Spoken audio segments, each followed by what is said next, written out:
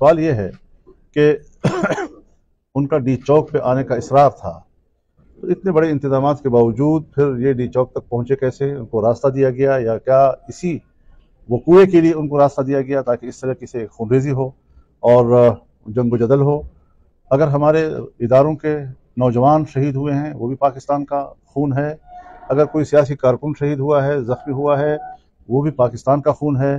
खूनरेजी की सियासत वो नहीं चल सकती पाकिस्तान में। और इंशाअल्लाह अज़ीज़ कल यहाँ सक्खर में तारीख़ का एक बड़ा जलसा होगा। ये होगा इंशाअल्लाह वो अवाम का समंदर जो मुल्क की सियासत पर, बैनुल-अक़वामी सियासत पर अवाम की रहनुमाई करेगा, मुल्क की रहनुमाई करेगा। तो जो संजीदा इक़दामात हैं हमें उस तरह लेने चाहिए और इस तरीके से जो पुरअमन कानून के दायरे में रहते हुए हक़ाइक़ पर मबनी जो इक़दामात हैं और गुफ्तगू है, अगर उसको ताकतवर क़ुव्वतों ने संजीदगी से न लिया और उसको नज़रअंदाज करने की कोशिश की गई तो ज़ाहिर है कि फिर मुल्क में इसी तरह के हालात पैदा होंगे, अनारकी के हालात पैदा होंगे, मुश्किलात के हालात पैदा होंगे, शिद्दत के हालात पैदा होंगे। तो इस तरह हालात को इस मकाम पर ले जाना ये हमारे इदारों की भी एक उसमें ज़िम्मेदारी पड़ती है।